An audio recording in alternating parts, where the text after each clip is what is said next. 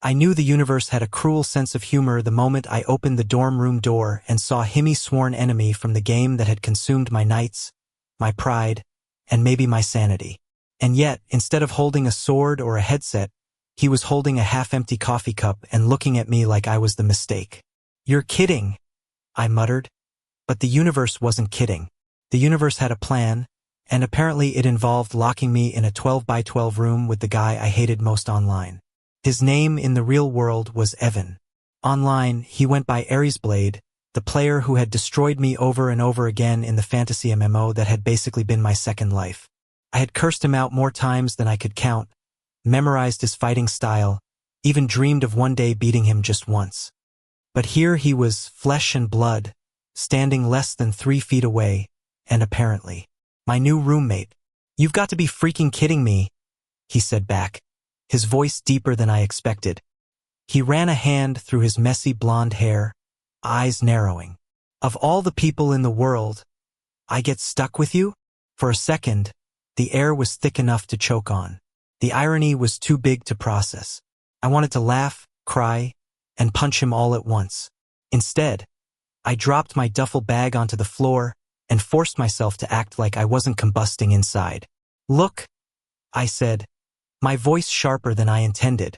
"We don't have to like each other. We just have to survive this room together." Evan smirked, leaning casually against the desk like he owned the place already. "Survive? What, you think this is another raid? Relax, gamer boy. I don't care what you do as long as you don't snore." My jaw clenched. He didn't even remember half the insults we'd thrown at each other online. Did he? To him, this was probably just an awkward coincidence. To me, it was war. But beneath the irritation, something else was clawing at me. The way his blue eyes caught the light, the casual curve of his lips when he smirked at it unsettled me. Online, he'd always been this faceless enemy. Now he was human. Too human. That night, as I lay in my new bed listening to the sound of his even breathing across the room, I realized I wasn't going to sleep a single damn hour. Not because of the rivalry, but because I couldn't stop thinking about how unfairly good-looking my enemy was. The weeks that followed were tense. At first, we avoided each other. He played his music too loud. I turned up mine in response. He left his books scattered everywhere. I made passive-aggressive comments. But college dorm rooms are small, and the walls between strangers break down faster than you'd think. One evening, I came back from class exhausted and found him sitting at his desk, headset on, fingers flying over his keyboard. A flash of the game popped up on his screen. "Our game." "My game. You still play?" I blurted before I could stop myself. He pulled off his headset, eyebrows raising. "You mean do I still crush noobs like you?" "Yeah." "Why, you want a rematch?" I rolled my eyes, but my heart skipped. "Please. If I had the right build last time, you'd still lose." He cut in, grinning. And just like that, something cracked open between us. We sat side by side, trash-talking, laughing, bickering, our shoulders brushing every now and then as we shared the same screen. It was dangerously easy to forget he was supposed to be the villain of my story. Days blurred into late nights. We ordered pizza at 2 a.m., argued over strategies, mocked each other's playlists. He was arrogant, yes, but also funny in this laid-back, unexpected way. And every time his laughter spilled into the room, it did something to mesomething I didn't want to name. Then came the night I'll never forget. It was raining outside, a heavy downpour that rattled against the window. I was sitting on my bed, scrolling half-heartedly, when Evan spoke up. His voice was quieter than usual, almost thoughtful. "You know, you're not what I expected." I glanced at him. "What's that supposed to mean?" He shrugged, his blonde hair falling into his eyes. "Online, you were this angry little fireball. Always cursing, always trying to prove something. I figured you'd be the same in real life. But you're..." He trailed off, and for once, he didn't finish the sentence with some snarky jab. "I'm what?" I pressed. He looked at me then, really looked, and I swear the air between us shifted. Different. Real. My chest tightened. I wanted to say something, anything, but the words tangled in my throat. Instead, we just sat there, the rain filling the silence, until he turned back to his screen and pretended like he hadn't just shaken my entire world with one sentence. That night, I dreamed of him not as my enemy, not even as my roommate, but as someone whose presence felt dangerously close to something like home. The tension only grew after that. Every brush of his hand, every lingering glance, every sarcastic remark carried a weight I couldn't ignore anymore. I told myself it was just the proximity, just the ridiculous situation we were in. But then came the accident. We'd gone out with some friends to a crowded house party. Music blared, lights flashed, and I lost track of Evan in the chaos. When I finally found him, he was outside, leaning against a wall, looking pale. "You okay?" I asked, stepping closer. He shook his head. "Just too many people. Needed air." Without thinking, I reached out and touched his arm. He flinched at first, then didn't pull away. His skin was warm beneath my fingers, his eyes tired but vulnerable in a way I'd never seen before. For the first time, I saw him not as Ares Blade, not as the rival who had haunted my nights, but as a Vanna guy who could get overwhelmed, who could lean on someone else if they let him. And maybe that was the moment I stopped hating him. Or maybe it was the moment I started falling. The way his arm felt beneath my hand haunted me long after that party. Warm, solid, alive. My fingers lingered for a second too long, but neither of us moved. It wasn't the kind of touch that screamed rivalry or even friendship. It was something else, something scarier. Evan cleared his throat and straightened, forcing a crooked smile. "Don't look at me like that. I'm not gonna faint." I smirked to cover the thundering in my chest. "Didn't peg you as the type to bail on a party. Didn't peg you as the type to care." He shot back, but there wasn't venom in his voice. If anything, there was a strange softness. We walked back to the dorms in silence, the wet pavement reflecting streetlights, the sound of our footsteps steady but uncomfortably close. Every few steps our shoulders brushed. I told myself I was imagining the electricity. When we finally got back to the room, he collapsed onto his bed with a groan. "Remind me to never let you drag me to one of those again." "You're the one who said yes," I muttered, throwing my jacket on the chair. "Yeah, because I thought you'd be too socially awkward to actually go," he teased, his grin sharp, though his eyes were heavy. I rolled my eyes, but when I turned to my laptop, I couldn't focus. His presence pressed into me from across the room. The sound of his breathing, the way his blonde hair was still damp from the rain, how his t-shirt clung to his chest, damn it. I was in trouble. The trouble only got worse. The more time we spent together, the more my walls cracked. Our nights blurred into mornings filled with laughter, sarcastic banter, shared pizza boxes, and the occasional shoulder bump that lingered too long. He had a way of drawing me in, of making even the smallest moments feel alive. One night, we were playing the game together, sitting shoulder to shoulder, our screens glowing in the dark. I was focused, determined to beat the boss we'd been stuck on for days, when suddenly his hand brushed mine on the keyboard. It was accidental. It had to be, but neither of us pulled away. My pulse spiked, my fingers froze, and in that split second, our characters were obliterated by the boss. "Damn it!" I groaned, throwing my head back. Evan laughed, leaning against me as if nothing had happened. "You choke under pressure. Your hand distracted me." "Oh, so it's my fault you're terrible?" His laugh filled the room, light and easy, but I couldn't shake the echo of his skin against mine. It burned into me, a memory I couldn't delete no matter how many times I told myself to forget. But it wasn't all laughter. Tension brewed under the surface, the kind that wasn't about games or chores anymore. One evening, after a long day of classes, I came back to find him sprawled on his bed, scrolling through his phone. He looked up, and for once, there was no smirk, no armor, just tiredness. "You ever feel like you're just performing?" he asked suddenly. The question caught me off guard. Performing? Yeah, like everyone expects you to be a certain way, so you just put on the mask, even when you're exhausted. I sat on my bed, unsure what to say. Evan wasn't the type to get deep. He was the confident one, the untouchable one. But in that moment, he looked like he was carrying a weight no one else could see. Yeah, I admitted quietly. All the time. His eyes met mine, and something unspoken passed between us. For a heartbeat, the room felt too small for everything I wanted to say. I wanted to tell him he didn't have to pretend with me. I wanted to tell him he wasn't alone. But instead, I just said, "Masks get heavy." He looked at me for a long moment, then nodded. Yeah, they do. The next weekend, everything almost unraveled. We were at another dorm hanging out with some friends. People were drinking, laughing, playing cards. One of Evan's friends, a tall guy named Chris, nudged him and said loudly, "Hey, isn't this your little gaming rival? Man, you must have destroyed him so bad online he's still following you around." The group laughed. I forced a smile, but the words stung more than I expected. Evan chuckled, but his glance flicked to McQuick, searching.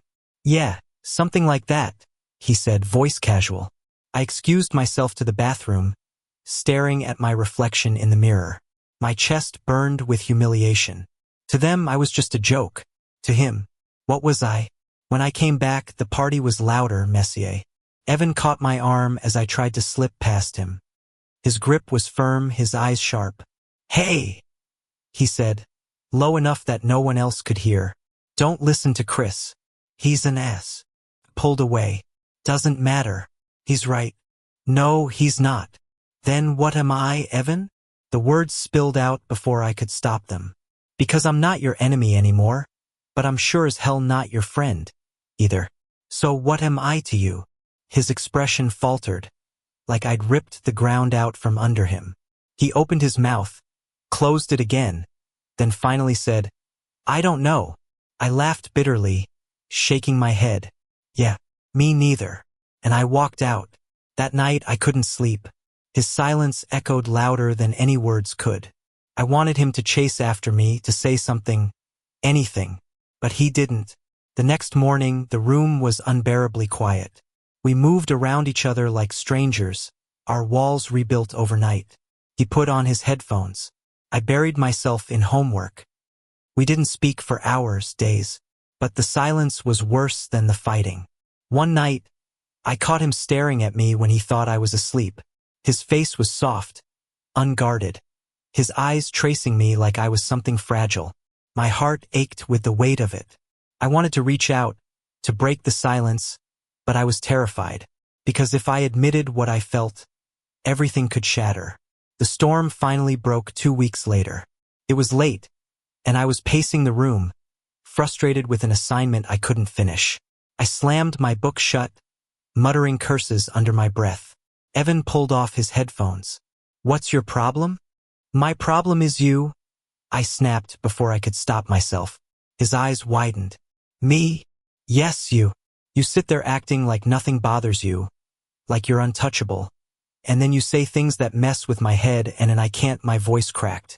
He stood, crossing the room in 2 strides. "Mess with your head? What the hell does that mean?" "It means I can't stop thinking about you," I shouted. The words hung in the air, raw and irreversible. Evan froze, his jaw clenched, his fists tight at his sides. For a terrifying moment, I thought he'd laugh, or worse, walk out. But then he whispered, "You think you're the only one?" My heart slammed against my ribs. "What?" His hands shook as he grabbed my shoulders. "You think I haven't been losing my mind every damn day, trying not to?" He broke off, breathing hard. His forehead pressed against mine, our breaths colliding. The room spun, my chest ached, and then, finally, his lips crashed against mine. It wasn't gentle.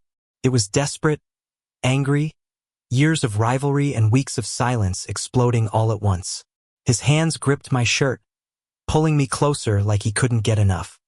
I clung to him, every ounce of anger dissolving into something else, something terrifyingly real. When we finally broke apart, our foreheads stayed pressed together, our breaths ragged. "I hate you," I whispered. "Liar," he murmured, and kissed me again. Kissing Evan felt like setting myself on fire and realizing I didn't want the flames to stop. It was messy, desperate, and wrong in all the ways I had tried to avoid.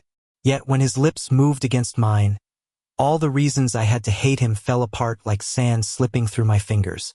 When we finally broke apart, the silence was deafening. He stared at me like I was a puzzle he couldn't solve, his chest rising and falling too fast. My own pulse hammered so loud I thought he could hear it. "What the hell are we doing?" I whispered. His hand tightened in my shirt, his blue eyes searching mine like he wanted to carve the truth out of me. "I don't know," he admitted, voice rough. "But I can't stop." That confession cracked something wide open inside me, because I couldn't stop either. The days that followed were a whirlwind of stolen glances and unspoken tension. We didn't talk about the kiss, but everything had changed. The way his knee brushed mine when we sat side by side.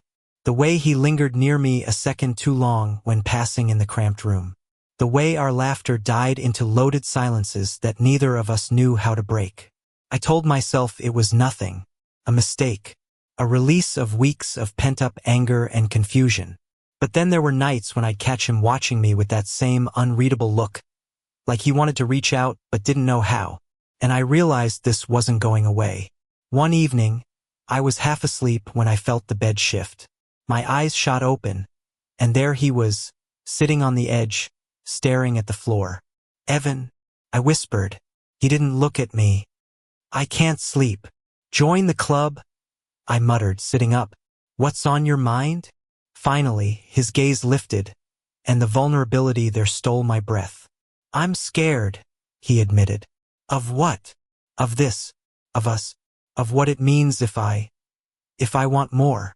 The world tilted beneath me. My heart pounded so hard it hurt. I reached out, my hand trembling, and touched his wrist. He flinched but didn't pull away. "Then don't be scared alone," I said softly. He turned his hand over, our fingers lacing together like it was the most natural thing in the world. In that moment, the fear didn't matter, because for the first time I felt less alone too. Of course, nothing about our situation was simple. We still fought, still snapped at each other over stupid things, the dishes, the game, whose turn it was to take out the trash. But underneath the bickering was a thread of something deeper, something fragile and dangerous. One night, during a heated game session, I slammed my keyboard in frustration. "You're not listening to the strategy," I shouted. He shot back, "Maybe your strategy sucks." "Oh my God, you are impossible." "Then why do you keep playing with me?" he yelled. The question froze me, because the truth was simple. I couldn't stop. Not from the game, not from him. The anger drained out of me as quickly as it had come. "Because it's you," I whispered. His expression softened, the fight leaving his shoulders. In the glow of the screen, he looked younger, almost breakable. "You drive me insane," he said quietly. "But you also make me feel alive." Before I could reply, his lips were on mine again, softer this time, less fire, more ache. And I let myself fall, knowing I might not come back. The secrecy became its own game. No one knew what was happening between us, not our friends, not our classmates, not even Chris with his loud mouth. To the outside world, we were still rivals turned roommates, the odd pair who argued too much but somehow made it work. But behind closed doors, we were something else entirely. We were whispered conversations at midnight, hidden touches under the table, quick kisses stolen when the world wasn't looking.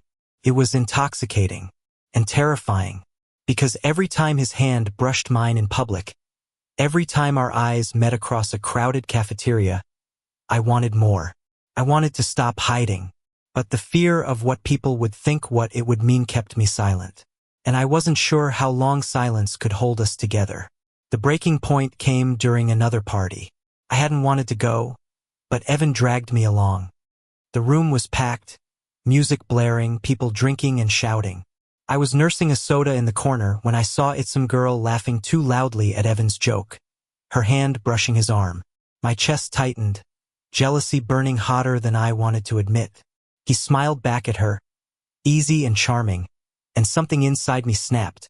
I stormed out onto the balcony, gulping the cold night air. My hands shook, my throat tight. A moment later, the door creaked open. "Hey!" Evan's voice came, low and cautious. "Why'd you run off?" I turned on him, anger spilling out. Go back to your fan club. He frowned, stepping closer. What's that supposed to mean? It means I'm an idiot, I snapped, thinking this whatever this is meant something. When you can just smile at anyone like I'm not even here. His eyes widened, realization dawning. You're jealous. I laughed bitterly. Congratulations, detective. For a second, he was silent. Then he moved, closing the space between us. His hand cupped my cheek, his thumb brushing away a tear I hadn't realized had fallen. Look at me, he whispered. I did. And what I saw in his eyes was nothing like the way he'd looked at her. It was raw, real. You think I want anyone else? His voice broke. You think I can even look at anyone else when you're around? You're the only one driving me crazy like this. The only one He stopped, choking on the words. My breath caught. The only one you what? His forehead pressed against mine. His voice barely a whisper. The only one I want. And then he kissed me, right there on the balcony, the noise of the party fading into nothing. It was reckless, dangerous, but I didn't care. For once, I didn't want to hide. The next morning, the fear returned. We didn't talk about what had happened, but the memory clung to me like a second skin. Every glance, every brush of his hand carried the weight of what we weren't saying. I wanted to tell him I loved him. The words sat heavy on my tongue, begging to be freed. But love was a risk I wasn't sure I could take, not when we were still figuring out who we were. One night, I found him sitting on his bed, staring at his phone with a strange expression. What's wrong? I asked. He looked up, hesitation flickering in his eyes. My mom called. She's visiting next weekend. I blinked. Okay. And she thinks I'm dating someone. My heart stuttered. Are you? I asked carefully. His lips curved into a small, crooked smile. Yeah, but she doesn't know it's you. The silence stretched, thick and heavy. My chest tightened, fear and hope warring inside me. Do you want her to know? I asked finally. He looked at me for a long time, then shook his head slowly. Not yet, but someday. The promise in his voice was enough to keep me breathing. For now. But promises aren't always easy to keep. Because real love to us and stay hidden forever. And ours was about to be tested in ways I wasn't ready for. I used to think the scariest thing in the world was losing to Evan in a game. But it turned out the real fear was losing him in real life. It all came crashing down the week his mom visited. She was warm, kind, and sharp-eyed kind of woman who noticed everything. When she stepped into our dorm room, her gaze darted between us like she was piecing a puzzle together. Evan tried to act casual, but his stiffness gave him away. And then it happened. We were showing her around campus, laughing at something she said, when her hand brushed his shoulder in that maternal way and she asked lightly, So, which one of these girls you've been talking to is the reason you've been so distracted lately? Evan froze. My breath caught, and in that heartbeat, the weight of secrecy slammed down on us both. He laughed it off, muttered something vague. But I saw the conflict in his eyes, the fear, the longing, and I hated it. Not him, never him. I hated the silence swallowing us whole. That night when she left, we fought. You should have said something, I snapped, pacing the room. You should have told her the truth. His jaw clenched. You think it's that simple? She's my mom. What if he stopped, running a hand through his hair. What if she doesn't accept it? Then she doesn't accept it, I said, my voice cracking. But at least she'd know who you really are. At least you'd stop pretending. He looked at me, eyes blazing with hurt and fear. You don't understand. Then make me understand, I begged. But he didn't. He turned away, leaving me staring at his back, wondering if love was enough to carry the weight of what we were hiding. The days after were suffocating. We went through the motions class, food, sleep, but the easy rhythm we'd built was gone. Every laugh felt forced, every touch hesitant. One night, unable to take it anymore, I left the dorm and wandered the campus alone. The autumn air was sharp, the leaves crunching under my shoes. I thought about the way his lips felt against mine, about the warmth of his hand in mine, about how terrifyingly much I loved him. And I realized something. Love isn't supposed to be easy. It's supposed to be worth it. When I got back, he was sitting on his bed, his head in his hands. "Evan," I said softly. He looked up, his eyes rimmed red. "I don't want to lose you." "You won't," I said firmly. I crossed the room and sat in front of him, taking his hands. "But I can't keep being a secret. Not forever. It's eating me alive." His hands trembled in mine. "I know. I'm just scared." "So am I," I whispered. "But I'd rather be scared with you than safe without you." He blinked, and then, slowly, a tear slid down his cheek, and that was when he pulled me into his arms. We clung to each other like drowning men, like maybe if we held on tight enough we could survive the storm. "I'll tell her," he whispered into my hair. "I'll tell everyone. Just give me time." I nodded because love is patient, and I was willing to wait. The weeks that followed were messy and imperfect. He struggled with the words, stumbled over them when talking to friends, fought the old fear that clung to him like chains. But he kept trying. For me, for us, and slowly the world began to shift. Chris Loud, obnoxious Chris, was the first to find out. He walked in one night without knocking, catching us mid-kiss. His jaw dropped, a string of curses tumbling out, and I thought we were finished. But then he grinned, shaking his head. "Damn, guess I owe Jason $10. He said there was something going on." We stared at him, stunned. And then, for the first time, I laughed. Evan did too, relief breaking through the tension like sunlight. It wasn't the end of the world. It wasn't even close. Telling his mom was harder. He called her one evening, pacing the room like a caged animal. I sat on the bed, heart in my throat, listening as he stammered out the words. "Mom, there's something I need to tell you. The person I'm seeing gets not a girl. Him. It's Alex." Silence. I held my breath, every nerve screaming. Then her voice came, soft but steady. "I wondered when you'd tell me. I've seen the way you look at him." Evan's eyes filled with tears. "You're not mad." "Mad? Honey, no. I just want you to be happy. And if he makes you happy, that's all I need." He collapsed onto the bed, his shoulders shaking. I wrapped my arms around him, my own tears blurring everything. For the first time, we weren't hiding anymore. The rest of the semester was a blur of laughter, late nights, and stolen kisses that didn't need to be hidden.